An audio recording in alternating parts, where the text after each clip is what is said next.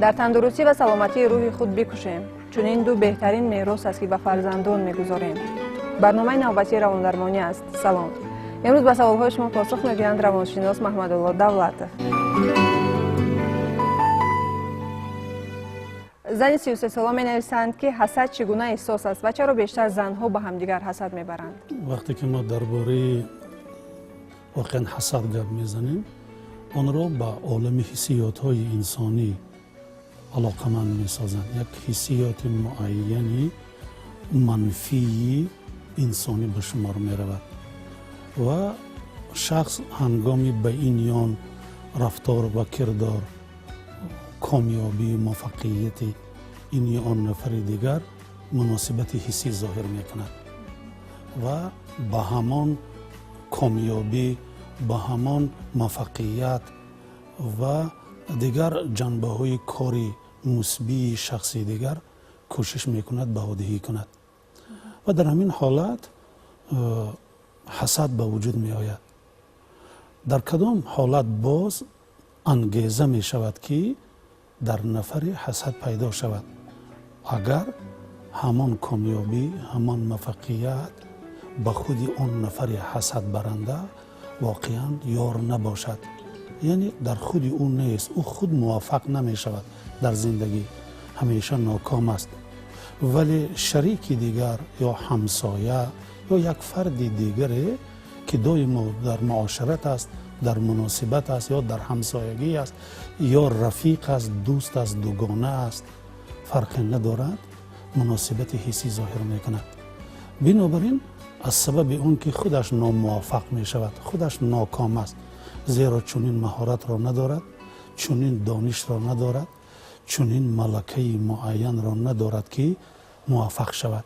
از همین نقطه نظر همیشه بهادهی منفی را با آن نفر آدم می کند و بعضا چنین می شود که آدمان از روی حسدی برده اشان موفق خواهند شدن گویا در این یا آن کار.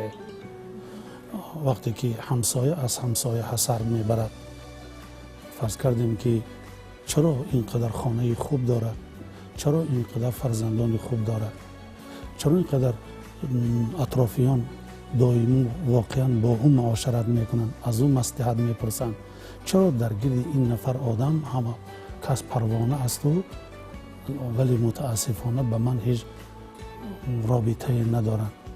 نگرید همه این موفقیت های شخصی دیگر همیشه در میدان نظر این نفر آدم بهادهی کرده می شود. از همین نقطه نظر او همیشه یک حسی دشمنی، نفرت را در برابر همین حسد در وجود خود می پرورد که این می تواند مناسبت این دو نفر آدم را، این دو همسایه را، این دو دوگانه را یا این دو رفیق را خیلی با شدت گرداند و عاقبت دهد به نزاع‌های گوناگون بین شخصی برد. حسد فقط خاص مردان نیست، حسد خاص زنان هم هست. این خصلت‌ها خصوصیت عمومی را دارند.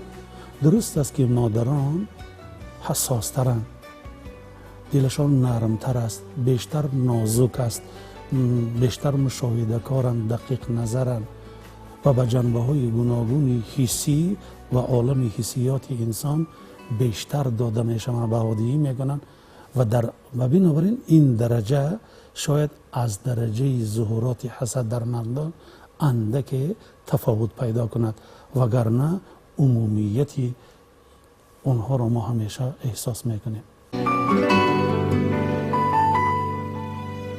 ظفر 25 ساله از شهر دوشنبه می‌نویسند که اطرافیانم از من هوابلند، مغرور و دغل گفتار نام میبرند، اما خودم این را احساس نمیکنم. کوشش میکنم که خاکسار باشم و با همگان با محبت مناسبت کنم، ولی باز هم میگویند که من دغل گفتارم. زیر تأثیر قانون‌های اجتماع، قانون‌های جامعه، پیش از همه تعلیم، تربیت، چی در عائله، چی در مؤسسه تا مکتبی، بعداً واقعاً در مکتبی میانه و مکتب‌های عالی توسط واسطه‌های اخبار عامه و دیگر اطلاعات‌های گوناگونی که از بیرون تأثیر می‌رسانند و ما مناسبت با آنها داریم، تشکل شخصیت انسان صورت می‌گیرد. بنابراین این برادر عزیز ما شخصیتش در یک درجه معین تا 25 ساله او شکل گرفته است.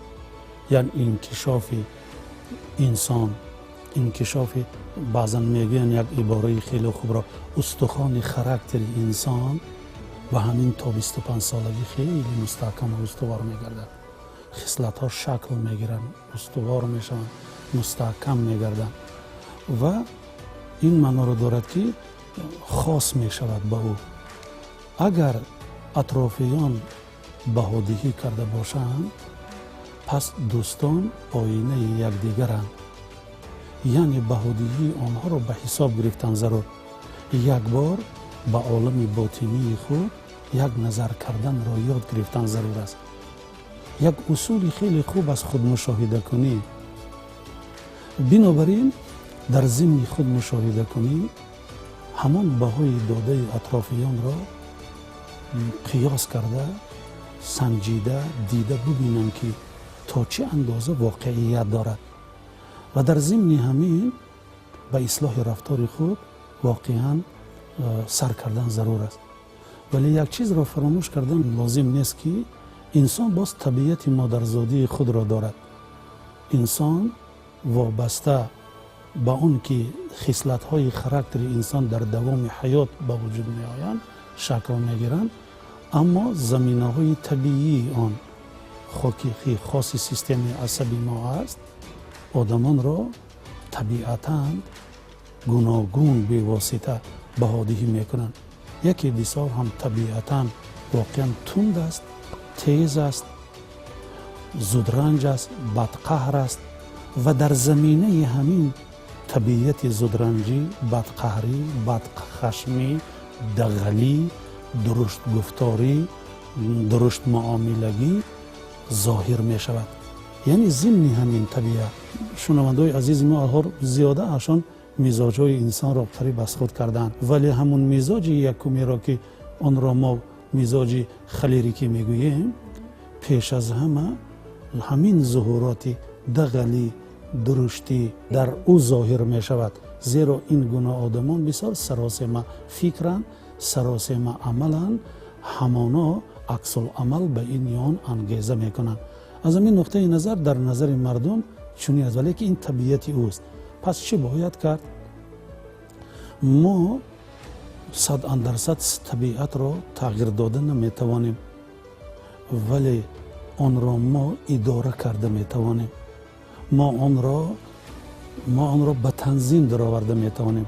اون واقعا چگونه مکانیزم است که امکان می دهد که من درشت معاملگی در حالت داده شدن نکنم، هرچند انگیزه مرا به همین حالت آورده ایستاده است.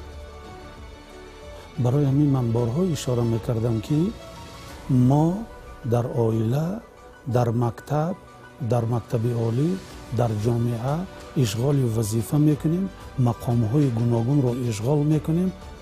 در ضمن همین ما دارای شعور اخلاقی میشویم، مدنیت بلندی معاشرت میشویم. پس نگر این چیزها اگر در همین برادر عزیز ما زیاده انکشاف یافته باشد، سطح بلند مدنیت معاشرت داشته باشد، شعور بلند داشته باشد، اخلاق نکو داشته باشد، هرچند طبیعت او کار را میکند. هر یکی ما در یک حالتی داده شده ممکن که اندکی از حدود طبیعت ما براییم، ولی همین مکانیزم نظارت نمایی شعورمان با ما یک نوع دستور میدهد که تو در جای ایستاده اید که در اطراف آدمان نشستند، کهنسالان نشستند، دیگر خردسالان نشستند که از تو نمونه عبرت میگیرند و همین عامل‌های گوناگون اجتماعی این گونه آدم را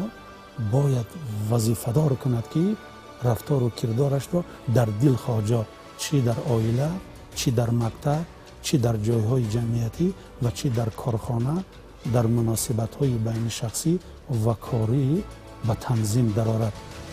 دیگر دارو نیست، داروش یک است، انمی وجدان، شعور بلند و همون مکان و مرتبه و مقامی را که جامعه با او داده است همون را واقعا حمایت کند و بگویند که این نفر آدم استاد است، این نفر آدم مهندس است، این آدم راننده است و اینقدر در همون جایش شخصی با آداب است، خوش معامله است و امینم که اطرافیان از شخصیت اون نمونه میگیرند و مانند او شدن میخواهند. انا برای همین یگانه راهش همین است، از بالای خود کار کردن و هر یک رفتاری خود را در دل خود جایی که من هستم زیر نظارت گرفتن. به مهمانی میروم، پس من میدانم که طبیعت زودرنج را دارم، از انگیزه ممکن از بحث و مناظره آتش گیرم، پس من باید گویم که صبر باید کنم، خودداری کنم، زیرا همین محیط آدابش طلب میکند. اگر ما این طریق مناسبت کنیم به خودمان، به رفتارمان و نظارت را از بالای رفتارمان مدام بیوسته برامانیم، امینم که ما همیشه معیارها و ارزش‌های اخلاقی جامعه را رعایت میکنیم.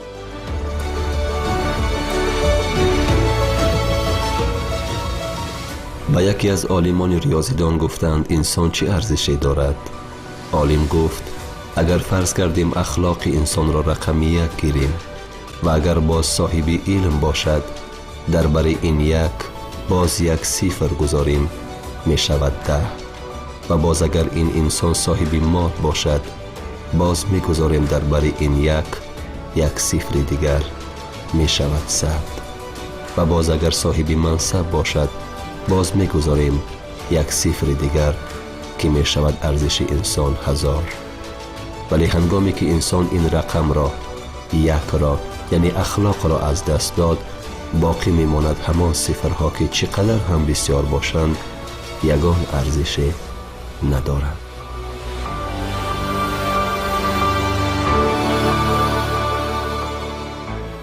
مرد می نویسند که هر وقتی که همسرم به خانه والدانش رفته می آید مناسبتش با من تغییر می خورد. او تا یک مدت با چهره گرفته گشته با من درست معامله نمی کند. سبب این ماجرا برایم ناروشن است. زندگی بنیاد عائله، استوارگردانی آن و پایداری آن بسیار قانونیت‌های معین را دارد که آدمانی که بنیاد عائله کردن آن را باید رعایت کنند. در خانواده مشکلات‌های زیاد، بحث و مناظره‌های گوناگون، نارسایی‌ها، ناکامی‌ها به وجود می‌آیند. ممکن که میل و خواهش‌ها، فکر و اندیشه‌ها به هم زیاد آیند. طلبات‌ها بعضاً قانع نگردند و همین در داخل یک دولت خرد یعنی عائله به وجود می‌آید. و اعضایان همین خانواده باید همه این مشکلات و سیر و دیگر مسئله های حل طلبی که با وجود خانه‌خواه می آیند باید با نیروی ذهنی و اخلاقی اعضایان همین خانواده در همین محیط حل شود. ولی وقتی که شخص همه این مشکلات، همه این نارسایی ها را گرفته به بیرون می رود و شکایت به یکان جای دیگر می کند و آدمان نه این حالت ها را می دانند، با خبرند از وضع و دیگر پهلوهای گوناگون زندگی این خانواده، بهادگی یک طرفه می کنند. دستور به این دختر دادنش ممکن، به این کلین دادنش ممکن که مادام که چنین است پس باید چنین رفتار کرد. بنابراین یک خطای محض امروزه در همین است که وقتی که کلین به خانه خود می رود وضع را از یک طرف از جانب خودش بهادگی سوبیکتیوی می کند، ولی حالت های دیگر خانواده را هیچ کس نمی داند. بنابراین اون خانواده هم یعنی صاحب دختر هم ضمن همین موقع گیری می کنند و دستور می دهند که چنین موقع را در او خانواده گیر و همین طریق با این چهره بسیار هم بد ناخوشایند به خانه می آید، یک فضای ناسالم و مناسبت ها را باز به وجود می آورد و همین طریق نیزاها سر می زنند. همین طریق یک فضای ناسالم در خانواده به وجود می آید، پیش از همه در بین زن و شوهر و بعد خسرو خوشدامن و دیگر شخصانی در این خانواده بوده در خانواده اگر یک مشکلی صورت گیرد برای کلین نو آمده، من بارها این کار را در همه جاها تاکید میکنم، یگانه متکا شوهر است، زیرا این آدمی نو است. اگر عروسی نو باشد و عین زمان جرأت حتی به خصوص خوشدامنش بعضی نیاز و خواهش و بعضی مسئله ها را شاید گفته نتواند. شاید یک مشکلی به عمل آید و میخواهد بهودی ابجکتیوی را گیرد، گفته نمیتواند. این را فقط اون میتواند به شوهرش بگوید و در هر دو یک جایه همه مسئله های حل طلب را بسیار هم بهودی ابجکتیوی کرده درست حل کنند. ولی وقتی که اگر چنین نباشد، شوهر هم قبول نکرده باشد، من از پهلوی دیگری مسئله مناظر شده ایستادم، و اگر زن ببیند که هر روز در خانه زورآوری است، فرض کردیم هر روز پسخند زنی است، مسخره کنی است، بی اعتبار است، شخصیتش تحقیر می‌یابد و غیره، ولی این مدام به شوهر میگوید قبول ندارد، به کسی میگوید قبول ندارد، و اگر این منتظم صورت گیرد، من همچون روانشناس باید بگویم که پس این کلین، این دختری خانه به کی گوید دردش را؟ من به اون خانواده سوال گذاشتنیم، به کی گوید؟ یگانه نفرش پدر و مادرش. ولی باز هم میگویم که پدر و مادر اون خانواده اگر در اصل چنین هم شده باشند، نشاید به دخترشان بگویند که رفته چنین موقع گیر. این مسئله را ما کلانها رفته همش را در ترازوی عقل و خرد گذاشته حل میکنیم، زندگی شما آسوده میشود. یعنی باز هم مشورت، باز هم یک شورای، من همین دو خدا مشورتی را باید حتما براهمان، یعنی نشاید یک طرفه بهادهی کرد. در آن جایی که دو نفر مناقشه میکنند، گفتند متفکران هر دو گناهگارند.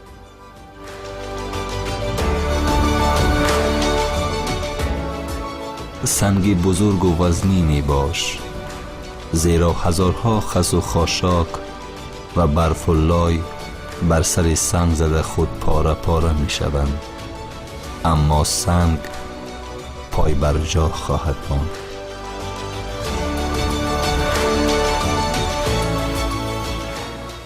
جوان می نویسند که ما در عائله دو فرزندیم. پدرم برادرم را هیچگاه سرزنش نمی کنند، ولی دائما مرا هدف تنقید قرار می دهند.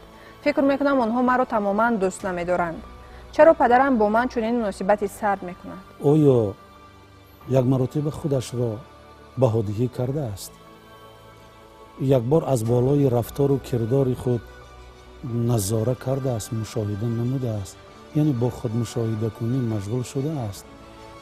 و چطوری که بی واسطه از این پیشتر سوال بود، بعضا انسان خودش را در آینه دوستش ببیند، در آینه شخص دیگر خودش را یک نظاره کنه، مشاهده کنه. در آینه شخص دیگر همین است که پس چرا من از یک رفیقم دوستم نپرسم که همین من چگونه خصلت دارم؟ چرا پدرم نسبت من چنین است و چنان است؟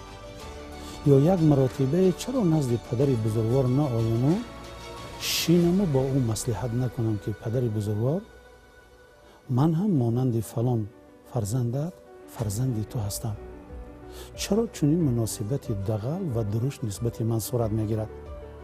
من فرزند شما هستم و اگر کمبودی در من باشد با کل احترام به من بگوید و من از پی اصلاح همین رفتار و کردارم شوم. و چه نوعی که فرزند کلانی را شما دوست می‌دارید و واقعا با اون مناسبت حلیم دارید، من هم باطنا همین چیز را انتظارم از شما. یعنی این یک مسئله هایی هستند که خودی همین جوان میتواند رود و از خودی پدر بپرسد، در یک حالت بسیار آسوده با یک مناسبت بسیار با ادبانه احترامانه از پدر پرسیدنش ضرور است. من امینم که پدر بزرگوار از این پرسش فرزندش خوشحال می شود که فرزند از من از خصوصی رفتاری خودش می پرسد. شاید در کنجه که دل پدر یک آزردگی، یک رنجش از یگان رفتار، از یگان گفتار، از یک مناسبت فرزند آزرده شده باشد و آن آزردگی را این فرزند باید برون کند توسط رفتار حلیمش و غیره و غیره. یعنی این کار را در ضمن باز هم مناسبت خودش با واقعا والدینش باید روشن کرده دهد. چرا از برادر کلانیش پرسیده نمیتواند؟ چرا از مادرش پرسیده نمیتواند؟ چرا از ممکن از خواهر کلانش، از اپاش پرسیده نمیتواند؟ همه در یک خانه اند. بهادیهی آنها را بپرسد. ما بسیار وقت رو نمی آوریم. در تمام دولت های پیشرفته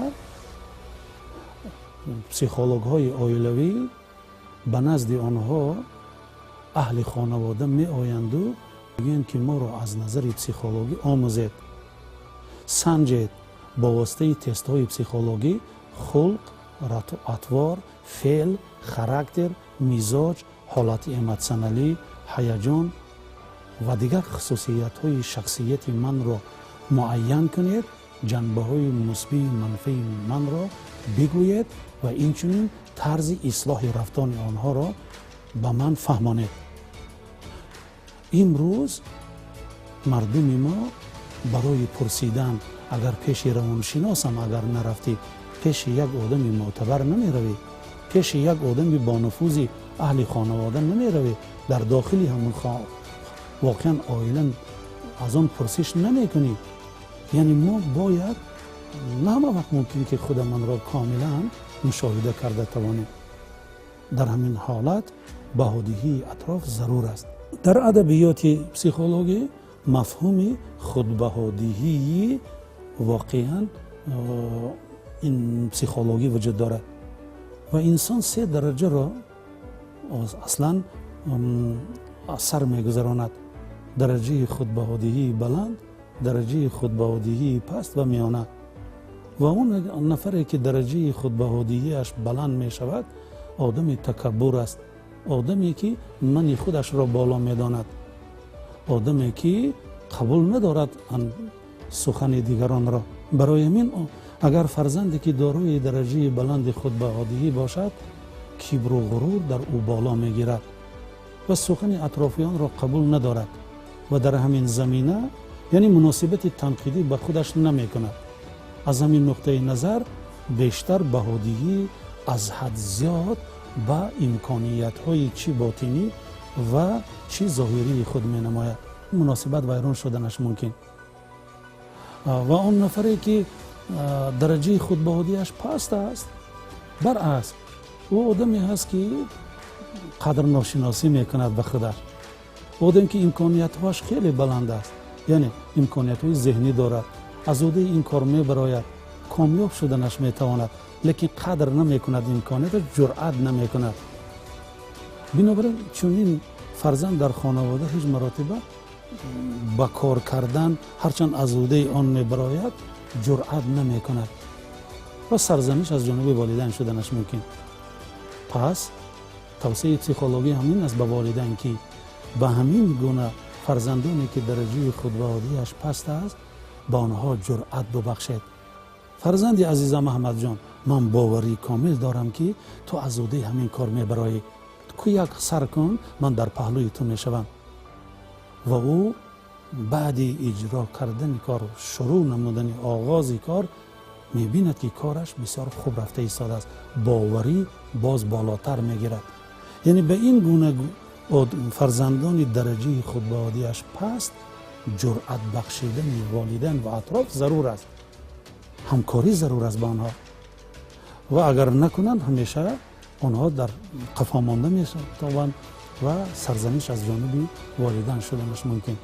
من با این گفتنی هستم که به همه والدین عزیز، پدر و مادران عزیز که با در نظر داشت خلق و اطوار، درجه خودبهادیهی شخصیت فرزندان، سطح انکشاف پسیخیکی و درجه ادعای فرزندان، دعوای آنها مناسبت کردن یاد گیرید.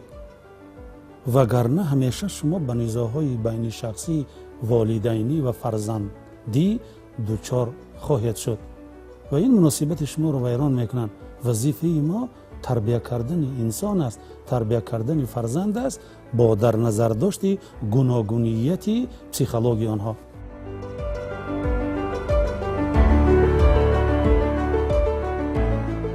اما چشم امید به محبت دیگران دوختند و بیخبر از آنند که خود نیز می توانند عامل محبت برای دیگران باشند.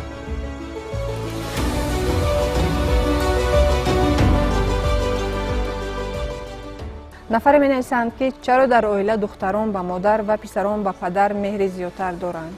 هدف از بنیاد عائله، اگر هدف های پسیکولوژی را گیریم، از آن عبارت است که یک موازنت را در خود خانواده به وجود آورد بین فرزندان و والدین و فرزندان، چی تو دختر بچه و چی پسر بچه، و از هر گونه. حتی اسلام هم همین چیز را میگوید که وقتی که شخص عائله دار می شود به خاطر سکونت پیدا کردن مرد است، آرامش پیدا کردن مرد است.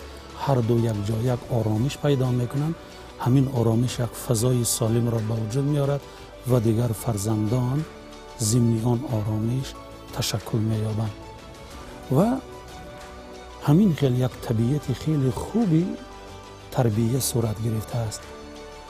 دختر بچه میبایست که تمام دانش، ملکه و مهارت هایی که برای مادر ضرورن، برای خواهر ضرورن در فعالیت من بعده زندگیش، او میبایست که از خود کند.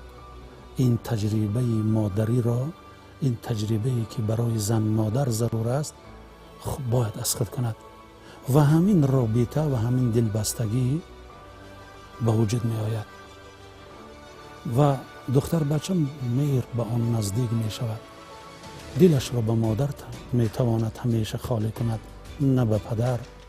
همه گونه مسئله هایی که به عالم زن مادر خاص است، تمام خصوصیت های گوناگونی که به این عالم بسیار هم پر اسرار و بسیار هم خوب و گوارا و شیرین خاص است، از خود می کند. پسر بچه هم همین طریقه است. هر آن چیزی که در عالم مردان ضرور است، چگونه خصوصیت های مردانگی را باید در خود تشکل دهد که من بعد حمایه زن مادر را کند و این خصوصیت های مردانه و زنانه ضمن تشکل مادر به دختر و پدر به پسر صورت میگیرد. در خانواده در حقیقت نقش زن را باید مادر تلقین کند، فهماند و تمام نازکی های گوناگون من بعده تربیت دختر را و پسر را حتی به او بفهماند هنگام بعد تولیدش. و پدر چگونه میبایست که در پهلوی او ایستد، برابر به او یاری رساند، همچون مرد به کاری که بیواسطه به مادر خاص است. اگر ما همین نقشه های زنانه و مردانه را از ابتدا تشکل دهیم، پدر به پسرش و مادر به دخترش، در اون صورت یک مسئله های خیلی خوبی مهمی تربیوی تشکل شخصیت فرزندان درست صورت میگیرد.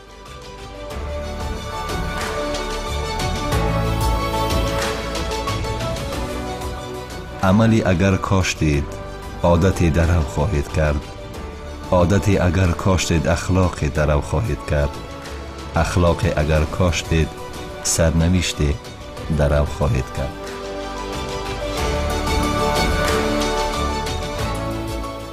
صفا 19 ساله از شهر قرغن‌تپه می نویسند که هر روز زنهای همسایه یک جا نشسته همگان را غیبت می کنند و سخنهای ناسزا می گویند.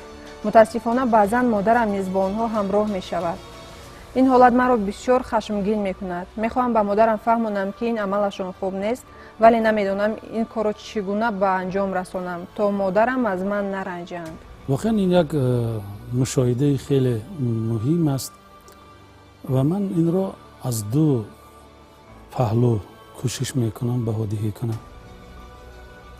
وقتی که در بناهای استقامتی که ما یک حجره های معینی رو داریم و امکان جمع شدن همسایه ها در یک جای معین و مشخص که در آنجا میتوان صحبت کرد، صحبت درمان بخش کرد، از احوال یکدیگر با خبر شد، از نقشه های گوناگون همسایگی با خبر شد، یاری بین همدیگری داد.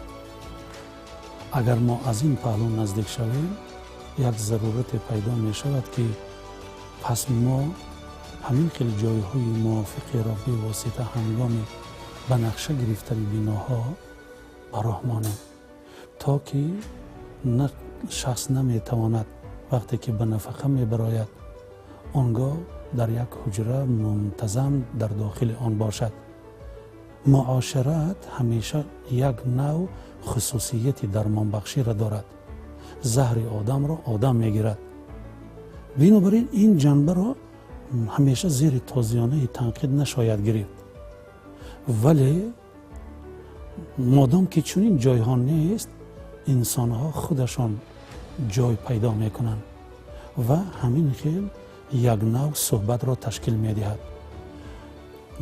پهلوی دیگری این مسئله از آن عبارت است که همین زنهای نشسته مضمون صحبت آنها چگونه است، محتوای آن چگونه است، بحث آن در اطراف چگونه مسئله می رود، این مسئله دیگر است. و اگر همه این زنها جمع شوند و آن را به یک غیبت جا اگر تبدیل داده باشند آنگاه در حقیقت من جانبدار این خواهر عزیزم. یعنی میبایست که زنها هنگامی که میخواهند که یک نوع دیدار یکدیگر را ببینند، یک صحبت درمان بخش بکنند، پس به غیبت نروند. بگذار مسئله های خیلی مهمی عائلوی را، مسئله های مهمی تربیوی را، مسئله های مهمی که این یا آن نفر مشکلی میکشد راه حل آنها را همچون شخصانی صاحب تجربه عاقلانه در آنجا حل نمایند. آنگاه چنین طرزی نشست گمان من مهم است، ضرور است. زیرا انسان وقتی که در همسایگی زندگی میکند غم همسایه را همسایه میداند.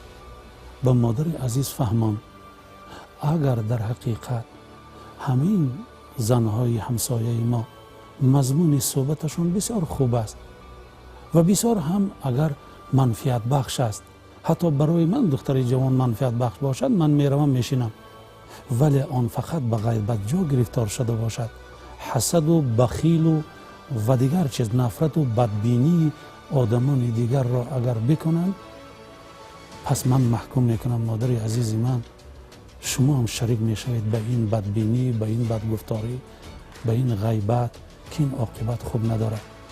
وقتی که با مادرش انمین قیاس کرده بگوید که اگر در حقیقت چنین باشد مادر عزیز برو، عجبه، ولی اگر که نباشد من نمیتوانم به تو مادر عزیز بگویم تو مادر عزیز من است، لیکن من نمیخواهم که شما هم باز یک خصوصیت منفی غیبتچی را به خود وارد به شخصیت آن کنید. در پایان برنامه به بیننده های ما چه توصیه می‌دهید؟ علم روانشناسی معین کرده است که کامیابی های انسان اگر 15% از دانش‌های کسبی او وابسته باشد، آنگاه 85% آن از صنعت معاشرتی انسانی وابسته است. بنابراین من میخواستم که چی در خانواده، چی در عائله، چی در جایهای جمعیتی، چی در کارخانه، در کجایی که نباشد سطح مدنیت معاشرتی انسانی را بلند بردارید.